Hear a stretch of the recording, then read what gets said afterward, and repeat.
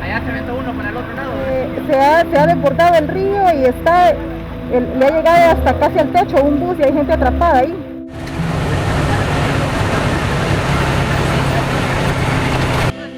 El bus siempre salía a las 5 de la tarde.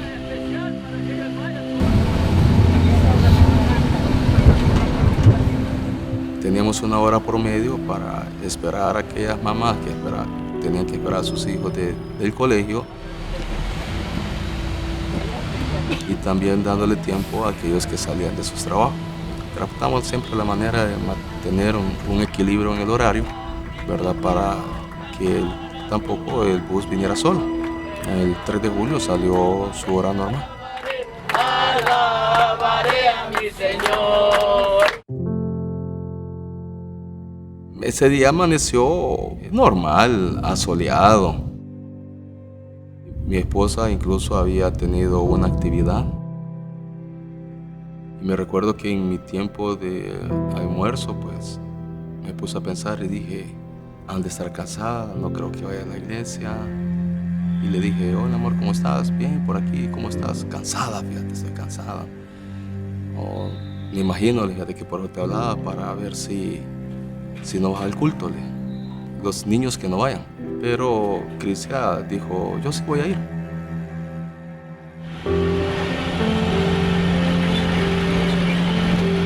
Ya al momento que se comenzaron a subir mis otros amigos, los otros hermanos, ya comenzamos a hacer los grupitos que siempre se hacen adentro, ¿verdad? Comenzar a platicar, cómo nos vi entre semana. Vivíamos en un lugar prácticamente cerca a todos. Y no era solo de vernos los domingos en la iglesia, sino que con Melvin era prácticamente casi a diario, porque él vivía un pasaje después del mío. Así que nos saludábamos mañana, tarde, noche, si nos mirábamos en la colonia.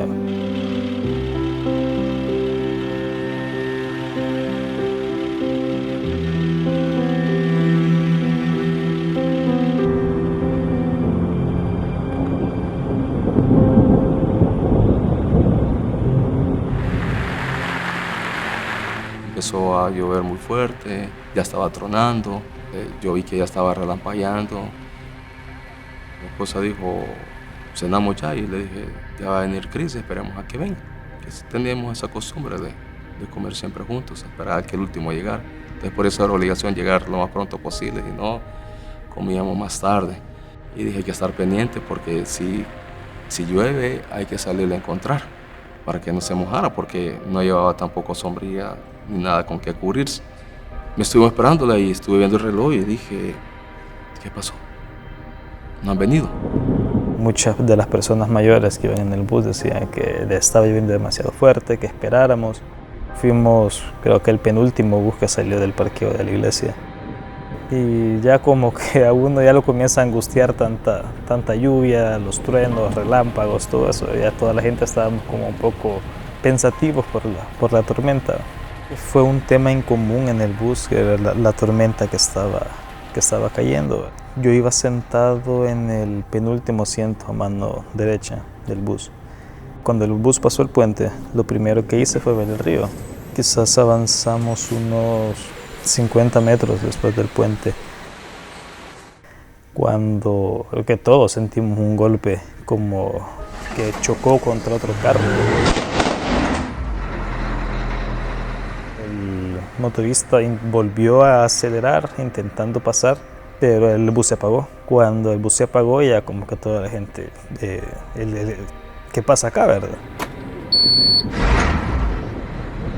Lo volvió a encender el bus. Cuando intentó volver a echar marcha, se volvió a apagar el motor, porque la primera repunta que nos pegó casi más arriba de las llantas. Prácticamente golpeó el motor, el agua. No fue un lapso de horas, sino que fueron minutos cuando el agua comenzaba a crecer, a subir. Yo mido 1,75 y el agua dentro del bus me llegaba hasta el pecho. sonó el teléfono de la casa y mi esposa me dijo, mira, no le entiendo, me dijo, ¿qué es lo que dice? Y ya me la pasó y le pregunto, ¿qué pasó? ¿Dónde estás? Y ella, toda preocupada, afligida, ya contándome la historia, ¿verdad? Que me dice, mira, veníamos acá y de repente el río se rebalsó. ¿El río se rebalsó? Le dije. Sí, ¿cuál río? El de aquí de la Málaga. ¿Y cómo se va a rebalsar? Le dije. Sí, se ha rebalsado y el agua ha subido. Y todavía recuerdo, le dije, bájense, papá, si no nos podemos bajar. Me dice que hay mucha agua y correntada, nos va a llevar. No, hija, ¿cómo vas a creer? Le dijo, ¿quién los va a llevar? Y le dije, Cristian, no creo. Le dije, o sea, ¿cómo va a hacer eso? Y al oírlo ya ella, preocupada, con su voz bien quebrantada, oír gritos de otros hermanos, o escuchaba a otros orando, decían, oremos, Dios nos va a sacar, y diciéndoles, Señor, ayúdanos. Dejé de escuchar un momento la voz de ella para poder tratar de escuchar el entorno de ella. Y le digo a mi esposa, no sé qué pasa, pero yo voy a ir. Yo ya traía la idea de hacer fotos del desbordamiento del río. No era la primera vez en ese año que estaba sucediendo y yo ya sabía de la situación, ¿verdad? Y calculé que había llovido bastante, entonces yo ya venía preparado como para hacer fotografía, ¿verdad? Y fue el primero en bajarme y empezar a hacer fotos.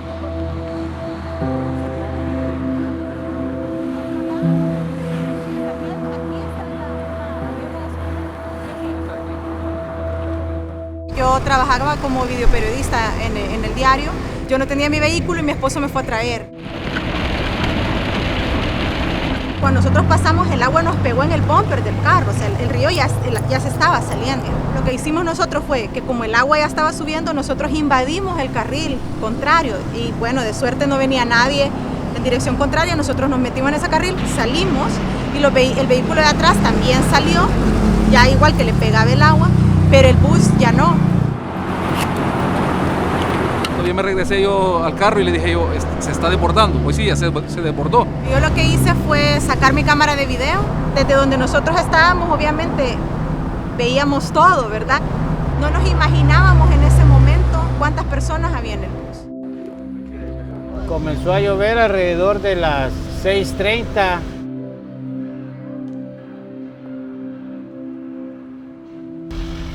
Charlie 1, Charlie 1, Charlie 1. La zona donde está lloviendo, si es Santa Tecla, y llueve más de 30 minutos, seguro rebalse. Ahí donde entra, que las tomas que hace el medio televisivo, él ya estaba en un punto estratégico porque sabía que el río había colapsado. Entonces comenzamos a tirarle a las autoridades en Protección Civil, el 911, mira, reportan esto. Yo reporté al centro de operaciones nosotros. Lastimosamente la información era de que había unos niños atrapados y no era así, sino que era el bus y vimos que estaba completamente inundado. El puente ya estaba desaparecido. La Cruz Calle ya no era calle, sino que era otro río, donde ya prácticamente sabíamos que se nos iba a generar un problema y una emergencia más fuerte porque ya el río estaba desbordado. Yo hice un estudio para el Ministerio de Obras Públicas en 1986 para todo el área metropolitana y se revisaban las capacidades hidráulicas de las obras de paso, que se llaman los puentes, las bóvedas, los sectores peligrosos, y ahí salieron una cantidad de lugares que tenían problemas de capacidad hidráulica. Específicamente la zona de aquí de la Málaga, de la calle Modelo, Boulevard Venezuela, ya aparecían como con problemas de capacidad. Frente a la Málaga era frecuente que desbordara hacia la calle que da a la Málaga. La zona crítica era precisamente la zona que va de las inmediaciones del puente de la Málaga, el siguiente meandro, la siguiente curva. Pero también advertía, como lo confirmaron nuestros hidrólogos e ingenieros hidráulicos, tenía que hacerse en una segunda etapa una segunda obra porque allí hace una especie de remolino. Estas crecidas vienen como ondas. Puede ser que esté así, pero a los 2 minutos, ¡fum!, la onda sube y sale la onda. Viene a 20 kilómetros por hora. Esa masa de agua, ahí en ese lugar de 12 metros de ancho por 5 de alto, imagínense ese impacto de esa onda, que antes estaba, como usted dice, no es que se veía que no se había salido. Recuerdo que solo agarré una gorra, agarré un paraguas. Más no sabía que ese paraguas es el que me iba a servir prácticamente de bastón. Le volví a llamar y le dije, ¿dónde están? Y me dijo, papá, estamos aquí por la gasolinera. Y me decía, ayúdanos.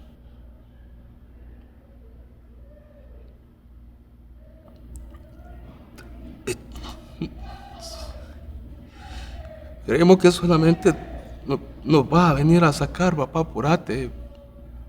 Vení. Y yo le dije, ¿a dónde están?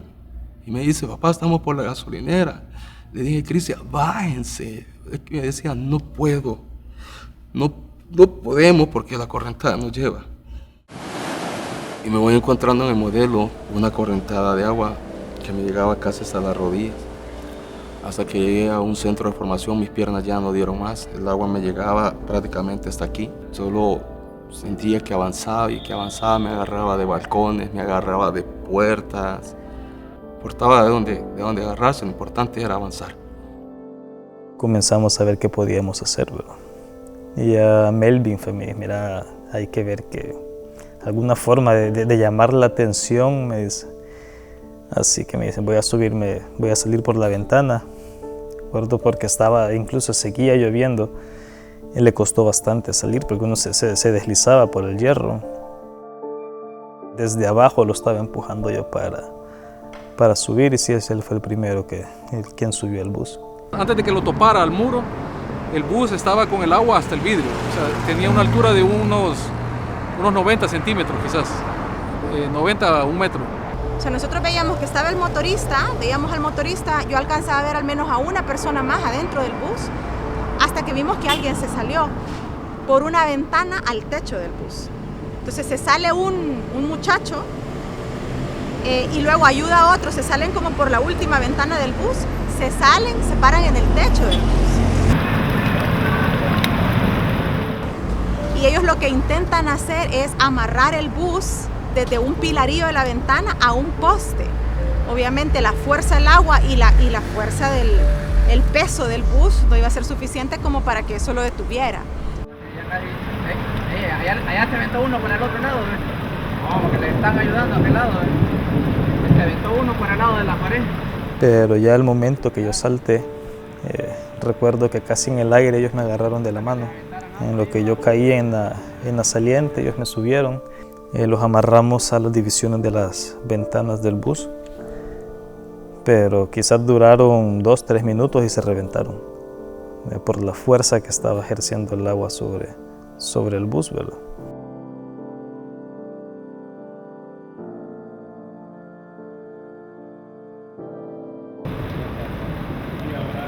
¿Aló? ¿Sí? Sí, dígame. Y le vuelvo a marcar a Cris y le digo, Cris, ¿qué pasó? Papá, estamos aquí todavía. El agua sigue subiendo, ya llegó a la mitad. Yo le dije, ¿cómo que llegó a la mitad? Cierran las puertas, cierran las ventanas, papá, cerramos todo. Pero está inundándose por bajo. Y si cerramos las ventanas nos estamos ahogando, me decía. Es que se hubieran bajado rápido y que no van nadie ahí, no van hombres que les pudieran haber ayudado. Y era precisamente en el momento que el bus estaba yendo. Porque la oí que me dijo, papá, el bus se mueve, nos lleva. Y toda la gente comenzó a gritar, oí el niño llorar. Yo le dije, Padre, guardado, Señor. Ya está moviendo el bus. Ay, ya se va. Está moviendo. Dígame. El bus. Sí, sí. se ha desbordado el río y le ha llegado hasta casi al techo un bus y hay gente atrapada ahí. Y ahorita la correntada está arrastrando al bus. A ver, ¿dónde le digo? ¿Dónde? Por la Málaga, sí, por la Málaga. Sí, por la Málaga.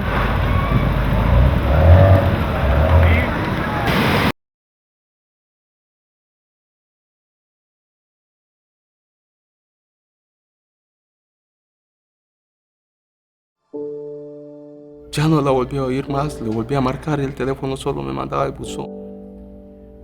Tenía aquella esperanza que yo pudiera auxiliarla, llegar a decirle aquí estoy.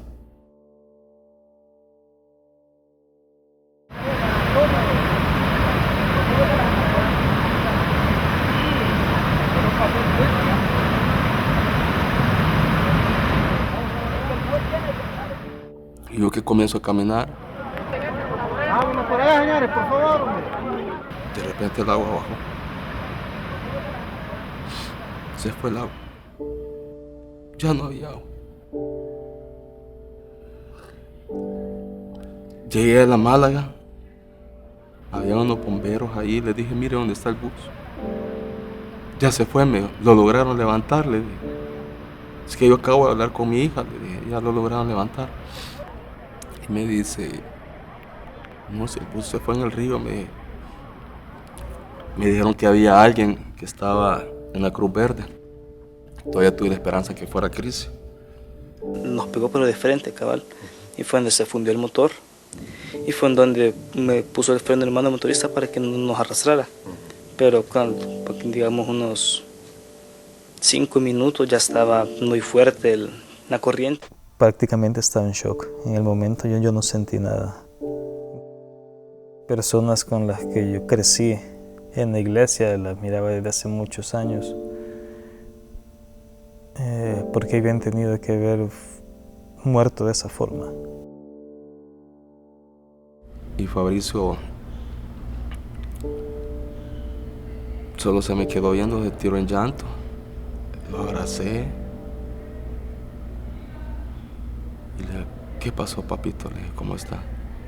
Y me dice, hermano, no pudimos hacer nada, me dijo. Se fueron todos, me dijo. Recibí una llamada del que era el gerente administrativo de la iglesia en esa época. Y la llamada fue un poco confusa porque él lo que me dijo fue que un bus de la iglesia se había extraviado.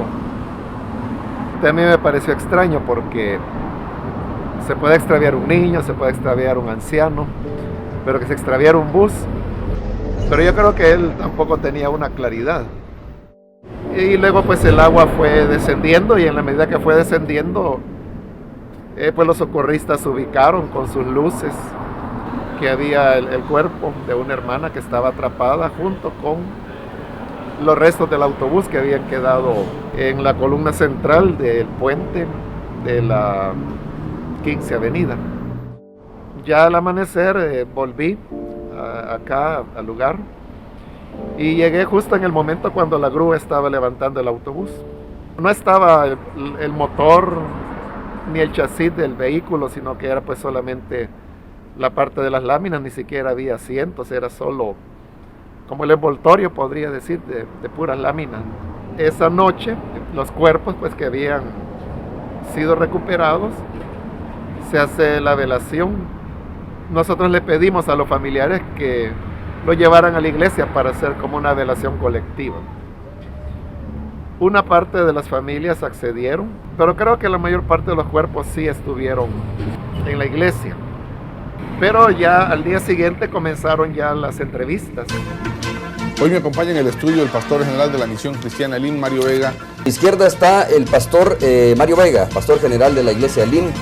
El pastor general de la iglesia Elim confirma el deceso de 31 feligreses de los 34 pasajeros de la tragedía. Desde las 6 de la mañana que empiezan los programas de opinión, o sea, no recuerdo qué canal fue, pero eso fue pues en todos los días siguientes. Y luego se dio el hecho de que algunas de las declaraciones que yo daba eran tergiversadas por los medios. El hermano, pues, que era gerente en esa época de la corporación, estableció la norma que donde quiera que yo fuera, siempre iba a haber un equipo al lado mío y que iba a estar grabando todo lo que yo dijera. Y si la iglesia calla, entonces la conciencia de la nación nunca llegará a cobrar una auténtica responsabilidad acerca de hechos como este. Y tenían como propósito el poder demostrar que lo que yo había dicho era una cosa y no lo que los medios decían. Y precisamente por una publicación de un periódico impreso fue que convocamos a una conferencia de prensa. Fue Luis Sanz quien escribió, bueno, prácticamente le echaba la culpa a la iglesia, diciendo de que la iglesia no les había enseñado nada más que orar y que por eso no habían hecho otra cosa más que orar, pudiendo bajarse cuando el nivel del agua todavía permitía que se bajaran del autobús.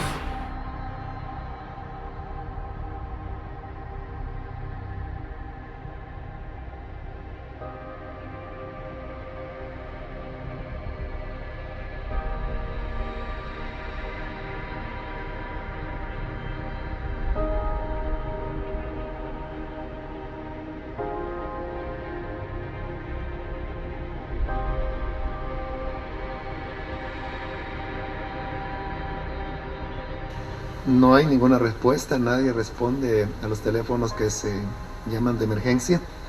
Empecé a los vecinos a decirles que nos regalaran lazos, que nos dieran lazos para poder nosotros amarrar el bus. Está triste ver cómo moría la gente y nosotros no poder hacer nada. Y los medios informan sobre testimonio de algunas personas que dicen pudieron haberse bajado, pero no lo hicieron. Nunca hubo la oportunidad de poderse bajar. Estamos muy 100% seguros que la cantidad del agua, la cantidad de fuerza que tiene el agua, no se podía hacer nada. Y es ahí donde una periodista hizo la pregunta que si nosotros responsabilizábamos a alguien de lo que había ocurrido. Obviamente que mi deber como procurador era iniciar una investigación, porque estábamos frente a una violación grave al derecho a la vida, al derecho a la integridad, a la seguridad de las personas por las condiciones del lugar. El licenciado Oscar Luna, en esa época, que se hizo presente la mañana del 4 de julio y que ya no soltó el caso, sino que le dio seguimiento hasta que llegamos al momento cuando él hace su pronunciamiento, que es la publicación del informe especial de la Procuraduría para la Defensa de los Derechos Humanos, que fue la única investigación que yo conozca que se haya hecho acerca del caso. Se establecieron recomendaciones al ministro de Obras Públicas para que realizara obras de mitigación en ese lugar, porque ahí no había nada realmente. Al ministro de Medio Ambiente, porque esto tiene que ver también con el tema medioambiental, ¿verdad? Para que hiciera una investigación también exhaustiva sobre los proyectos que causan daño al medio ambiente, porque de alguna manera también se... Pues en el momento uno pues ata las informaciones, los datos que tiene, y entonces no me fue difícil pues entender de que sí había una responsabilidad detrás de eso. Posterior a los huracanes vino ayuda internacional, hubo créditos mucho antes para esto, nunca destinaron un fondo para esto. Cuando yo llego no había nada. Lo que pasó en aquel momento es que no atendieron el sentido de contingencia que tenía esa amenaza de la Málaga, que era el punto de más alto riesgo. Lo que sí estaba clarísimo, al pegarle una mirada a los puntos críticos de la quebrada, prioritariamente, lo que tenía que haberse trabajado desde antes con un sentido de contingencia era la Málaga. Ya ese era el punto más crítico. Y nunca se le dio tratamiento. Y allí se mantuvo un puente bien angosto y muy bajito que se había convertido en uno de los puntos de más alta vulnerabilidad de la ciudad. No sé si se le puede llamar omisión, pero lo cierto es que el Estado no hizo lo que tenía que hacer desde el punto de vista preventivo. No hizo. Y eso sí me parece a mí grave.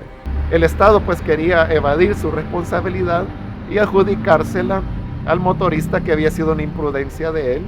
Incluido el motorista, que según algunas versiones desatendió el consejo de buscar otra ruta porque el río ya estaba crecido. Mucha gente dice, no, un bus X ruta pasó y les avisó que el río ya estaba crecido. Incluso años después platiqué con muchas personas que manejan en esa ruta y me dice que ya a esa hora ningún bus pasa por esa zona. Y la investigación llevaba consigo entrevistas a vecinos de la zona y miembros de la iglesia que estaban expresando su indignación ante lo que había pasado. Luego pues se siguió una serie de diligencias, se pidieron informes a las diferentes autoridades, se pidió informe al ministro de Gobernación, a Protección Civil, a la alcaldía, al Ministerio de Obras Públicas, a donde yo recuerdo que se pidieron informes para que dijeran realmente qué es lo que había pasado en ese lugar. Yo tenía una entrevista con Megavisión y como llegué varios minutos antes, ahí estaba un periódico y yo lo agarré y comencé a hojearlo. Y hojeando el periódico es que yo veo la publicación, entonces a mí me sorprendió, porque obviamente no era de Lin, sino que era la publicación de un pastor de zona sellado con el sello de esa zona, ¿no? Y no el sello oficial de la misión. Pastor, muy buenos días. Buenos días y es un gusto poder estar con ustedes para compartir con los televidentes. Bueno, entonces tuve que pasar ya al set y comenzó la entrevista, pero afortunadamente fue el mismo Ernesto López quien me dijo, ustedes publicaron este día un comunicado en el cual agradecen al presidente. Y eso pues a mí me dio la oportunidad de decir, no, ese no es una publicación nuestra, es una publicación espúrea. Y entonces él me dijo que tenía el nombre de Lin y que tenía el sello de Lin, pero yo le dije, ese no es el sello oficial de Lin.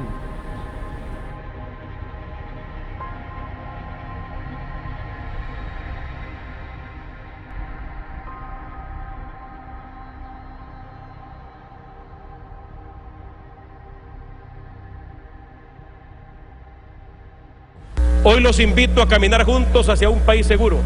El presidente Saca era muy hábil en el manejo de las iglesias evangélicas y él había logrado como ganar la voluntad de diversos pastores de diversas iglesias, pero también de algunos pastores dentro de Elín. Entonces lo que él hizo fue aprovechar esa amistad para que un pastor de zona hiciera esa publicación y que fue hecha en los medios de comunicación. La corporación de radio de la cual es propietario el doctor Luis Saca, tío del entonces presidente del país. Y sí me hicieron una entrevista, no recuerdo en cuál de las radios que forman esa corporación, pero luego me invitaron a otra entrevista. La primera entrevista había sido cuando la iglesia no había expresado todavía que señalaba una responsabilidad en el Estado. La segunda entrevista a la cual me invitaron era cuando ya se había hecho. Entonces me llamaron y me dijeron que no, que estaba cancelada la entrevista. Y posteriormente por personas que trabajan ahí, que son de la iglesia, yo me enteré que se había girado la orden que ninguna entrevista más en relación al tema de la Málaga, al menos pues en esa corporación de radio, y efectivamente hasta el día de hoy pues no ha vuelto a haber ninguna entrevista en relación a ese tema y en relación a ningún otro tampoco.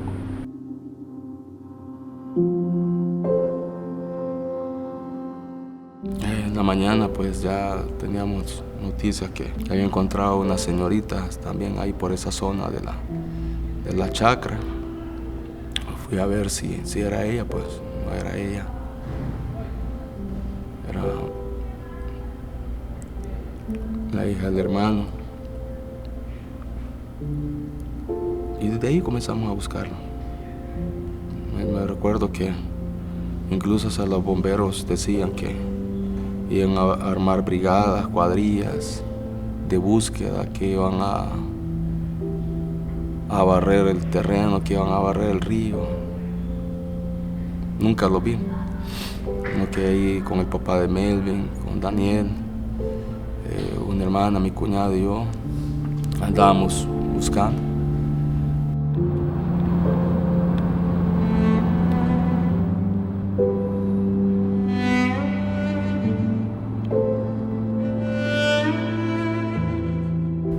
compañero de trabajo que él, de Chalate me decía, mira Luis, me dijo, te voy a decir esto, pero no quiero que te vayas a sentir mal, sino que es también para que ustedes tengan otras opciones. Así como cayó la tormenta, y a veces cuando llueve así, me dijo, hasta los ganados, me dijo, la lluvia se los llevan, me dijo, los ganados. Y se encuentran allá, me dijo, en el EMPA.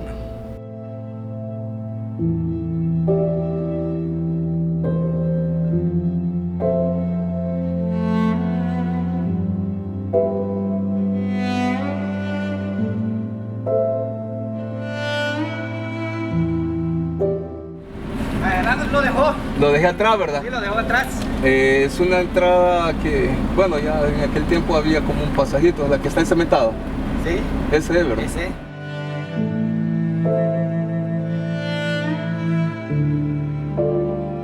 Como la gente conoce el territorio, la gente conoce el embalse, siempre nos decían, al tercer día salen los cuerpos, o al tercer día sale a flote todos aquellos incluso animales que están ahí, que se hinchan y comienzan a salir. Y efectivamente, cuando hicimos nosotros cuenta, decimos viernes, sábado, domingo, entonces el domingo son 3 días, esperamos encontrarlo.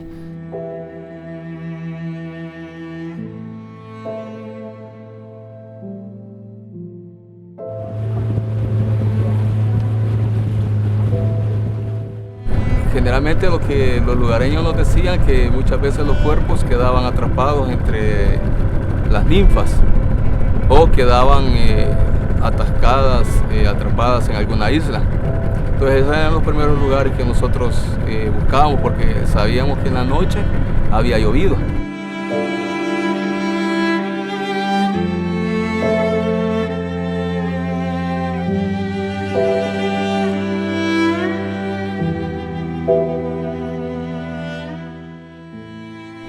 Crisa la encontramos en esta zona de acá. Ustedes pueden ver esa parte de que se ve como tierra, es hasta donde llega el nivel del embalse.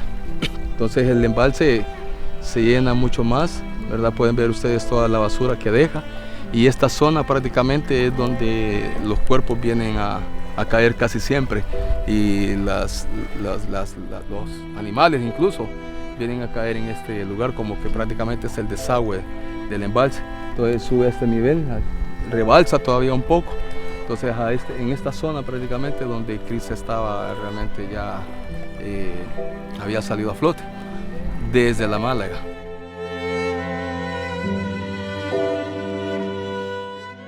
Ante el dolor humano, yo creo que lo más importante es que uno pueda estar cerca de las víctimas.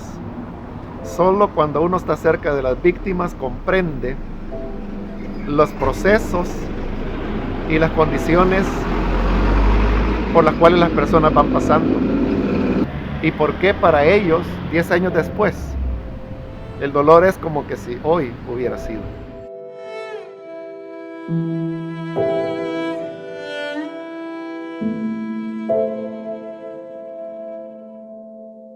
El ministro de Obras Públicas era ya el licenciado Jorge Nieto.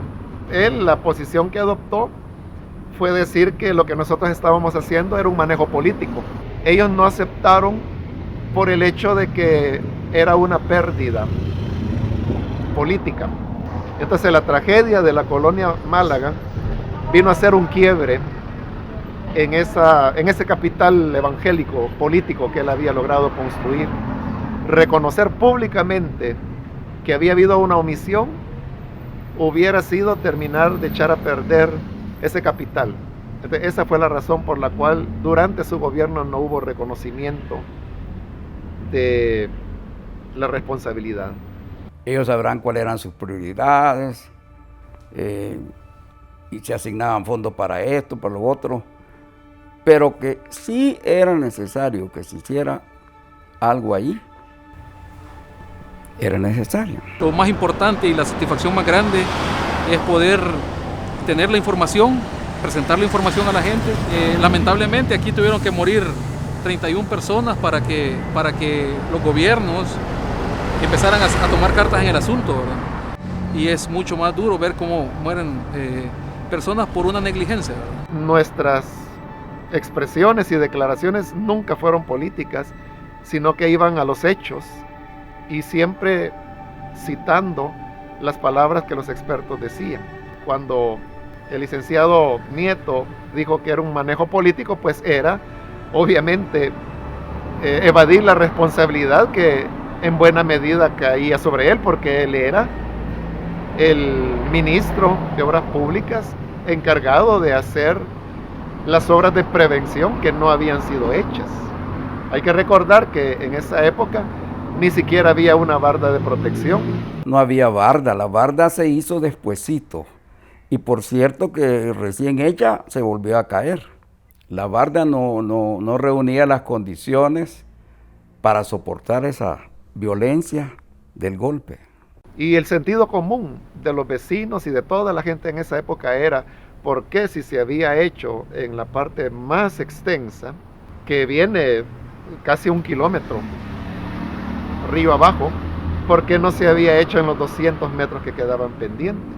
Habían dejado allí, no lo continuaron hasta allí. Que no, ¿verdad? Porque ahí lo que nos dejaron es un embudo. Hace falta que tengan más consideración en los problemas, porque fíjese, señorita, mire aquí, nosotros comentábamos eso, porque habían arreglado allí, a este lado no, hubieran evitado mucha muerte. No por una falta de planificación, porque el arquitecto Alessandro Correa, que fue el que hizo el estudio para las obras de mitigación, él había hecho especial énfasis que el punto crítico era exactamente donde se provocó el desborde del Arenal Montserrat, que este era el punto crítico y sin embargo no se hizo nada. Estos casos que son prácticamente como una muestra de lo que está sucediendo, amigas y amigos, lo que estoy hablando esta mañana, este día, en esta fecha, es una prevención. No queremos que con el aumento de esta época lluviosa que va a ser más fuerte que otros tiempos, con los problemas de cambio climático, no queremos que ocurran más desastres ni más muertes. Siempre estamos tratando la manera de involucrarnos precisamente para que esto no se olvide, y no se olvide en el sentido de que hagan algo, porque el proyecto, digamos el trabajo que estamos tratando de realizar es eso, que se haga el trabajo. Vino el ministro de Obras Públicas y nos dijo que iba a ser un fraguado, pero dos años después no se ha hecho nada. Donde el gobierno ha invertido y ha hecho obras de mitigación, hemos garantizado una capacidad superior a 3 veces a la que tenía anteriormente. Primero se estableció responsabilidad, primero el presidente de la República. Eso fue claro, el presidente de la República, porque al final el presidente de la República es el que tiene que diseñar políticas a través de sus respectivos carteras de Estado, a través de sus respectivos ministros, de adoptar medidas en todo sentido, en este caso, medidas de protección. Cada año la Procuraduría ha venido reafirmando que se hagan las reparaciones. 10 años después no se hace. Entonces, eso todavía continúa siendo una omisión del Estado y lo seguirá haciendo hasta que no llegue el momento en que, tal como lo recomendó el Procurador y lo reafirmó la Asamblea Legislativa, un representante del Estado diga a nombre del Estado: pedimos perdón y queremos reparar el daño provocado a las familias. Una sola vida es suficiente para pedir perdón. Aunque uno no tenga autoría en eso, pero una sola vida de un niño, de una señora, es suficiente para pedir perdón.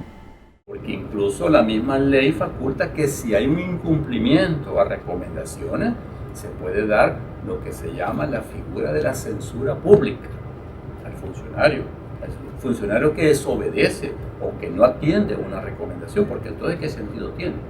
En los 2 gobiernos que han seguido, que ya no han sido del partido Arena, sino que han sido del Frente Farabundo Martín, ha sido simplemente por no darle importancia al caso, no darle a las personas el valor y el respeto que se merecen. Nosotros no tenemos el derecho de equivocarnos.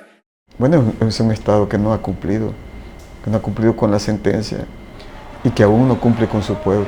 Profesor Salvador Sánchez Sereno. Y no cumple con la memoria de los fallecidos y con la exigencia legítima de los parientes. De la zona del Espino, de Santa Tecla, de la cordillera del Bálsamo, cuando no se ha respetado el límite para poder construir y proteger la cuenca con bosque, con árboles, entonces se produce más caudal. Porque el desbordamiento así de un río no es una cosa que la naturaleza lo hizo por capricho. O sea, ha habido toda una cadena de cosas que los humanos hemos hecho para que la naturaleza se comporte de este modo. Lo que hubiese sucedido 10 años atrás, sin que las construcciones que nosotros estamos viendo, todas las construcciones de la cima, Multiplaza, la Gran Vía, todos los centros comerciales, hoteles, etcétera, si eso no se hubiera construido o si se hubiese construido bien, porque el punto no es necesariamente no construir, pero construir bien, el agua hubiese llegado a la altura del reencauche de la llanta. Con estas construcciones y además mal hechas, el agua llegó a la mitad del autobús. Yo tengo ratos de pertenecer a la institución y ratos de andar en ese río cuando tradicionalmente se salía. El río es bien traicionero, donde de repente baja el nivel del agua y en cuestión de minutos sube. Lastimosamente, ¿qué nos íbamos a imaginar? Imaginar que un bus iba a ser arrastrado. Después de pasar por todos esos testimonios, llegan a la conclusión que el Estado había fallado a su deber de la alerta temprana, de haber hecho las obras de prevención que no habían sido hechas, de no haber respondido a tiempo ante la emergencia y de no haber tomado las labores de asistencia que se debían al caso. Muchos creían que el bus se había ido al río, pero en realidad fue el río el que se salió a traer el bus a la calle, o sea, a la calle donde pasa cualquier carro. El carrito de nosotros lo hubiera deshecho, o sea, y se llevó un bus con 30 personas, o sea, es algo bien grande. Hoy, 10 años después, y con todas las investigaciones que están en curso y las que han salido a luz, pues ya no queda ninguna duda que las obras no se hicieron por cuestiones de corrupción y que nuestros hermanos fallecieron a causa de la codicia de aquellos que prefirieron malversar, robar los fondos públicos para que, tomando ese dinero, no hacer las obras que llevaron como consecuencia la muerte de 32 personas.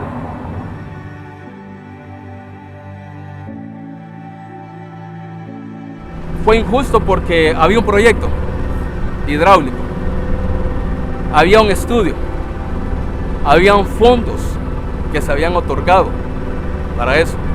Entonces no se ejerció la labor, no se ejerció el proyecto, al contrario, hubo fraude, hubo robo de fondos públicos que estaban asignados.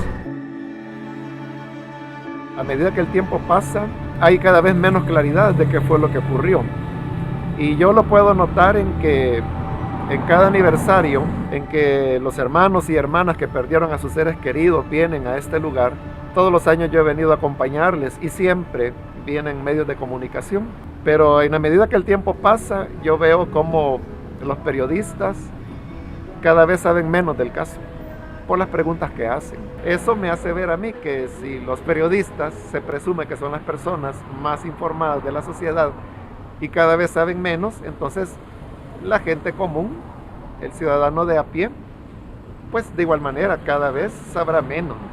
Había una cadena de sucesos que nos decían que no había sido simple casualidad el que nosotros estuviéramos aquí para captar estas imágenes. Dios no hace las cosas al azar.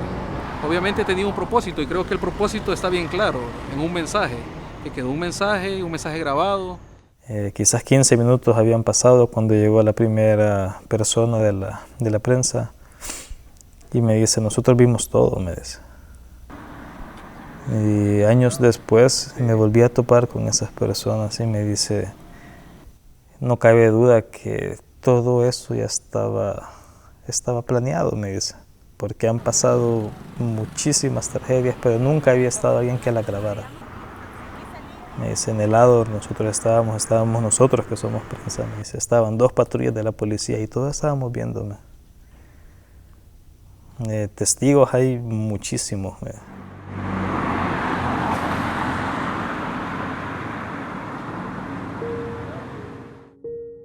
Tenemos que recordar que hubo 4 cuerpos que nunca se encontraron. Para esas 4 familias, ellos no tienen un lugar donde ir, sino solamente este monumento. Precisamente el monumento fue hecho con ese propósito, de preservar la memoria de las personas que fallecieron ese 3 de julio del año 2008. Desde que ocurrió la tragedia, la idea o la posición de la iglesia ha sido acompañar a las víctimas, a los familiares. Esta reunión es siempre pues un esfuerzo por hacer memoria a la sociedad del valor que tenían los seres humanos que aquí fallecieron, ya que la dignidad y el valor de la persona humana no está en lo que se tenga o en lo que se sabe, sino que en el mismo hecho de que hemos sido creados a imagen y semejanza de Dios.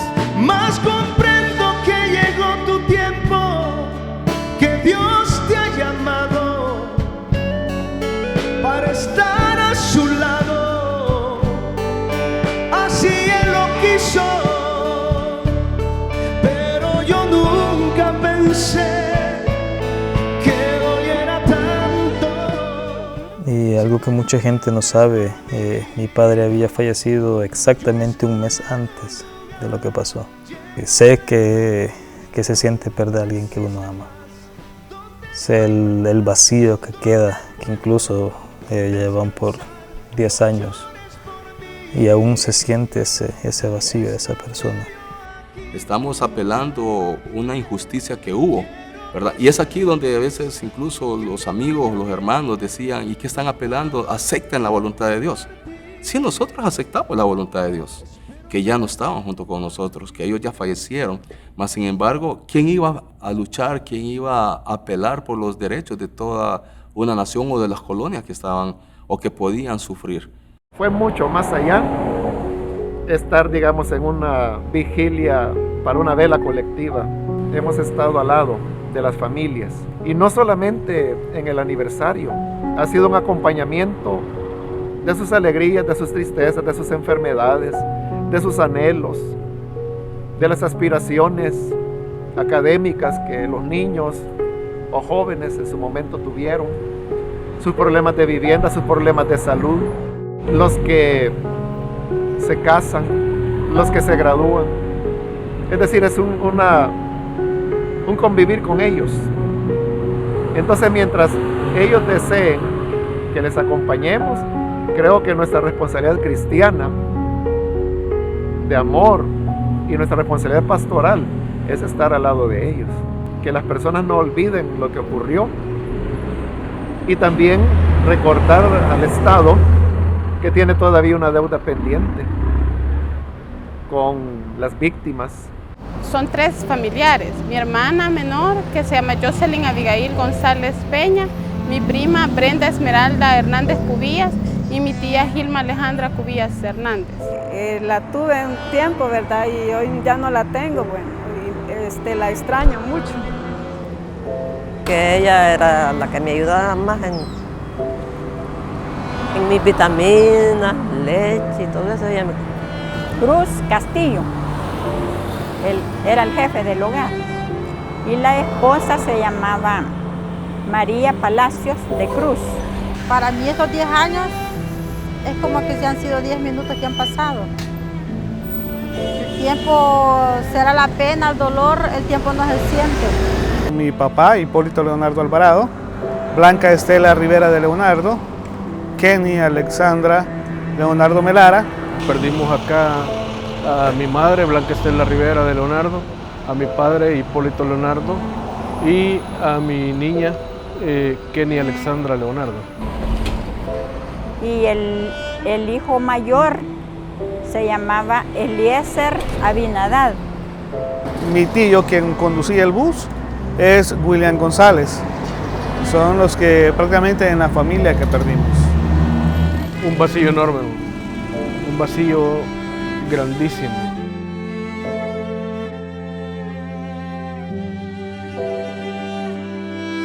Para nosotros fue un ejemplo, hasta ahora es un ejemplo, porque era bien amadora del Señor, servicial.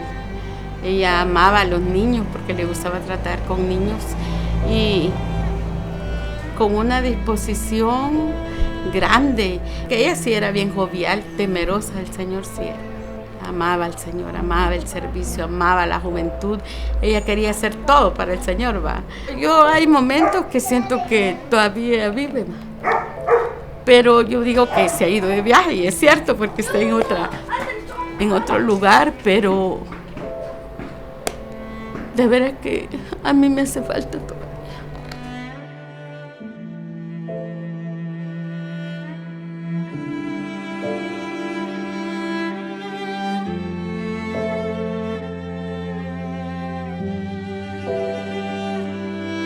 Una lección muy importante para no perder la humanidad es que siempre estemos cerca de las víctimas, sean quienes sean, ya sean las víctimas de la tragedia de la colonia Málaga o las víctimas de tanto asesinato y de tanta muerte, de tanta violación, de tanto abuso y de tanta violencia que caracteriza a nuestra sociedad. Tenemos que estar con las víctimas, y al estar cerca de las víctimas, entonces sabremos cuál será nuestro lugar como cristianos. La vida no tiene precio, la verdad no tiene precio. ¿Verdad? Algo que Dios nos da la vida y es amor.